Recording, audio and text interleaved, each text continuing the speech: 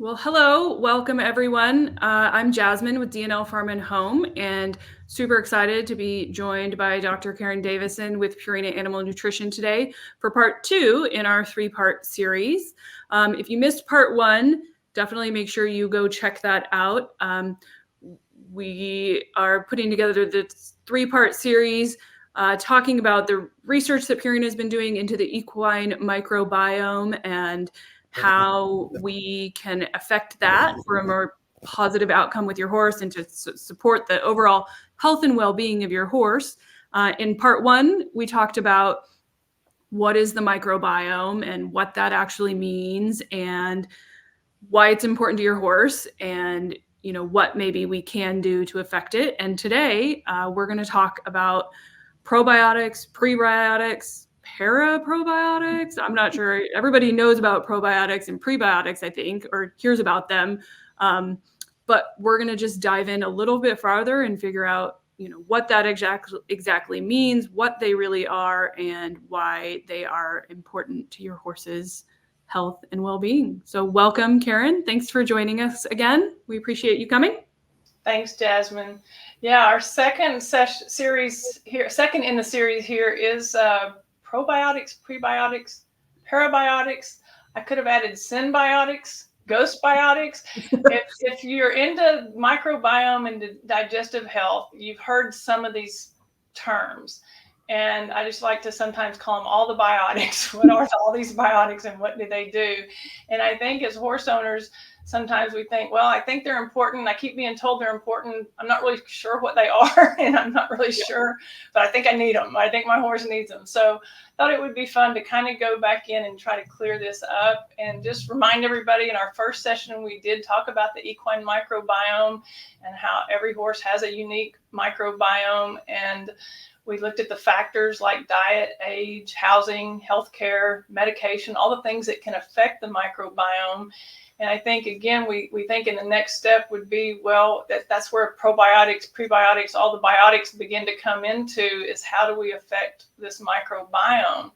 So I thought it might be helpful to start first with just some terminology, because I think everybody hears these things and they think they kind of know, but then if you asked most of us to define them, we would kind of go, I don't know, something to do with little microorganisms, right? Right. So I thought we'd start with that. And just to start out, and if you just Google probiotics and prebiotics, this is all I did right here. So these are not Karen's definitions or Purina's definitions. This is just the science definitions of what a probiotic is. And a probiotic, if you look there, the first word in the definition is live. These are supposed to be live microorganisms that when you take them, you or your horse, whoever takes them, you should take them in adequate amounts, and they should confer a health benefit to whoever takes them. Okay. What we see a lot of times in the types, you'll see if you read the different bugs that are in there, it's lactic acid bacteria or bifidobacteria. Those are common. There's lots of other types that are also used. But the thing that I want folks to think about is that there are multiple strains within a type, and the results from one strain may not be the same as with a different strain of the same type. So that's why sometimes when I ask people, if you take probiotics yourself, do they work? And some people will say, yeah, I know they help. I know it really makes a difference. And some people go like, I don't know. Or maybe, Jasmine may take a probiotic that works for her, and we both have lactobacillus acidophilus in our probiotic, but hers works for her, but it doesn't work for me. And it may just be because I have a different strain than she has. Who knows? So I'm just saying it's not as simple as like just these few types of bugs are the ones to go with, because there's variation within that. So that's probiotics. And then prebiotics aren't even really bugs. So prebiotics are actually non-digestible food ingredients that are typically, they're resistant starches and various fermentable fibers that your horse cannot digest, but that the microbes can digest. And what you're trying to do is use specific prebiotics that stimulate the growth and or activity of certain bacteria in the digestive system so that you can help improve the health and the function of that system. Okay, so there's lots of words there, and I said a lot of things, but if you don't remember anything else from this whole talk, just remember this. probiotics are bugs, and they're supposed to be live bugs, and prebiotics are bug food. Okay. Okay. There you go. And a little extra little bit tidbit there is you start hearing a lot in human nutrition the importance of prebiotics, and that really and truly, if the idea is with prebiotics is if that you feed the bugs right, you'll get the good bugs and good population, and maybe that's a better way to even affect the microbiome of that individual is to feed the bugs right. So if you look up in your diet or you Google, again, Dr. Google's always fun, traditional dietary sources of prebiotics for people, there's a typical list that you'll come up with there. And the reason I included this is because as the horse nutrition nerd and being with, like I work for Purina, and Purina has been feeding horses since 1894. Our first horse feed was horse and mule chow in 1894. And if you look in that little list, all of those ingredients were in horse and mule chow in 1894. So I always say we've had prebiotics in our horse feed since 1894. And the reason that prebiotics are big in humans is because humans don't eat nearly the fibers that horses do. So between your forage and between your concentrate feeds, you get a lot of really nice prebiotics. So just to remember, again, probiotics are bug, prebiotics are bug food, and your horse's diet naturally contains a lot of really good prebiotics if you're feeding a good diet. So back to Dr. Google again. So I just, for fun, I Googled feeding horses for digestive health, because that's what we think of when we're looking at all these microbes and these microorganisms in the digestive tract is how does this impact my horse's digestive health? And just for fun, I Googled that, and right at half a second, I got 31 million results. So I can imagine why it can be confusing as a horse owner if you start Googling things like this. The one thing I noted was that there was like one nice extension. This is from the Nebraska Extension Service, but there's one nice service or paper about basic feeding management of horses, which is the best thing you can do for digestive health. But there's just all kinds of supplements and claims and other things that you find when you Google digestive health. So I went down that track a little bit of like, what's going on there? And I looked at digestive health supplements, and I found a place where you can get, there was a choice of 44 digestive health supplements on one site. And the cost ranged from 50 cents a day to $6 a day for a horse. And there's quite a range in active ingredients.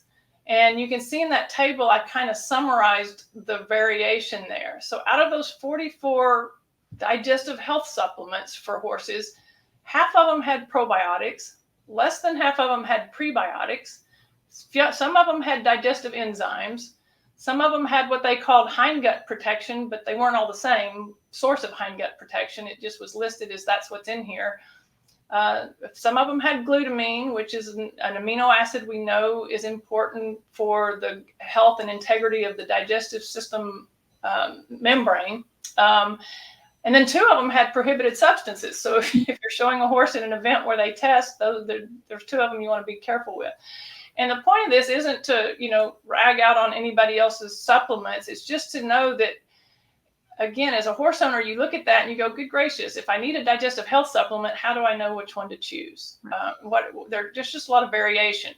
And then on top of that, so again, only half of them had probiotics in them to begin with. And then to add to even more to the complication, and I know these are little tiny words, I don't really expect you to be able to read all this, but it had to be this small to put all this information here. And this is an independent study by Dr. Scott Weiss's lab, and they basically bought 25 commercial veterinary probiotics, and they took what was listed on the label as what was in there.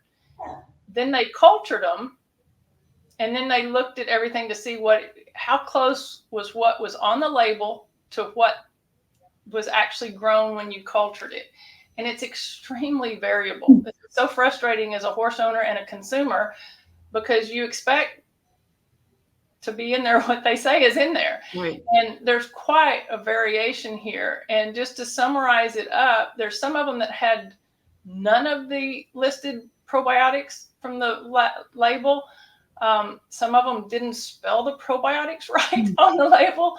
And only 2 out of 25 actually spelled it right and had the bugs in there in the amounts that they said they did. So I'm not saying anybody's doing anything nefarious. It's just, maybe you just summarize this up by saying probiotics are a little hard to herd up and they're a little hard to keep alive. And if you think about some of the human probiotics and things that you know about, they, some of them have to be refrigerated. Some of them, you don't just throw them in the feed room and leave them alone. They can't all survive those things. And so the fact that it's supposed to be live to actually be a probiotic, just understand that just because it's labeled as a probiotic doesn't mean it actually contains live and active bacteria that are proven to benefit the horse. And I summarize this up by saying that, honestly, the marketing way outdistances the science when it comes to the efficacy of a lot of these probiotics. And it's a bit of a buyer beware. I mean, the good news is that there's not very limited. Dr. Weiss's lab did find a probiotic at one point that increased diarrhea in young foals in some of their work. But for the most part, there's not anything harmful. It's just whether or not you're getting anything useful is the question. So with all that, you go, well, good gracious, what do I do now? So, how can we actually optimize digestive health in the horse today? And so I kind of go back to that Google search when I pointed out that, feeding management. And honestly, that's your best first defense on digestive health for your horse. Provide a consistent, high quality diet that supports your horse and his own healthy microbiome. As I said, if we keep the environment right and everything is favorable for those bugs, for lack of a more technical analogy, bacteria in the right environment with the right amount to eat make rabbits look like they're slacking when it comes to reproduction. Bacteria can grow really fast. But so the way we help that horse's microbiome be at its best is, feed a minimum of 1 pound per 100 pounds of body weight and good quality forage. So that's a minimum of 10 pounds of hay to a 1,000-pound horse. Most of us feed 20 to 25 pounds. So that's great. But once in a while, you'll find a horse that goes off of hay or won't eat enough hay. We got to figure out how to get more fiber into those horses if that's the case. We also know, everybody learned this in 4-H or, Pony Club 101, don't feed more than about 0.5 pound per 100 pounds of body weight of concentrate per meal.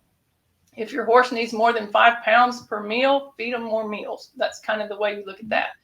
And anytime you can divide the total daily ration into as many smaller, more frequent meals as possible, the better for the horse. Thankfully, for most of us horse owners, horses do quite well for the most part on 2 meals a day. But you try to space those out where you minimize the number of hours they spend with nothing to eat, that kind of thing. So to summarize that up, you feed what you feed, how you feed, and when you feed as consistently as possible. And your horse does pretty darn good when it comes to digestive health. And then the other thing I would leave you with is that what Purina does, we developed this acronym test ride. And it's what we put our own products through the test ride, but we also evaluate other additives and supplements with this same acronym. And so it might be useful for you all. And the RIDE acronym is, R is for research. And the question is there peer-reviewed published research in horses for that product? Not did it work in mice or in humans, but did it actually work in horses? The I is for ingredients. Does it contain one or more key ingredients that could actually do what you say it'll do? So are there live bugs in there if it's a probiotic? And D is really important. It's the delivered amount. Is the amount in there the amount that's needed to provide the benefit? And we saw the variation in some of those probiotics from what they say is in there. So that delivered amount matters. And then you go, well, that's all fine and good, but I don't know. You just told me labels aren't always accurate. What they put in there may not still be alive when I get it home to feed it. So you really need to look at the E part of the acronym and try to pay attention. When you feed something, can you see or feel a difference when you use it? Mm-hmm. Use it the way it's said to be used for the length of time it says to use it. If you don't see a difference, maybe investigate other options. might be the best route. And then I will leave you with this, because this is a Purina session, but we do have something really exciting coming. You can go on our website and learn a little bit more about it, but stay in contact with Jasmine and the folks at DNL, because come June, we're going to have some information and something that you might be really interested in. And because it is from Purina, you know it will pass the test ride. Yeah. We're super excited for that. I have 2 questions, Karen. One, approximately how long has Purina been studying probiotics, looking at the microbiome? I know you guys have been looking at it for a long time, but remind me, you know. Well, we've been looking at various probiotics I've worked for Purina for, I'm now doing 30 plus years instead of keeping up with individual years. So as far back as I know, because we have probiotic work that's gone on in other species, we use some probiotics in some of our other species feeds, but we don't in our horse feeds, because up until now, we haven't found anything that actually did in the horse what it was supposed to. And some of that may be that digestive physiology of the horse, like a probiotic that might work in a cow, because the first place it goes is the rumen. You know, when you drop a probiotic in a cow, it drops in the big fermentation vat of the rumen. Whereas in a horse, it's got to go through the acid bath of the stomach and then through the 70 foot of small intestines and not get digested and killed there. And it's got to make it to the hindgut to actually do any good. So, you know, so we've been looking at probiotics for a long time. And then in the last 10 years, we had some new technologies and things that we began to look into. We have some special horses that they're cecally cannulated horses that we can actually pull out of their cecum, and that we can look at what's actually going on in their hindgut, which is really hard to do unless you have those special horses. So we've stepped up the game, and then we've got the ability to sequence and do the DNA sequencing so we can actually evaluate the horse's own microbiome. So I guess for over 30 years, we've been looking.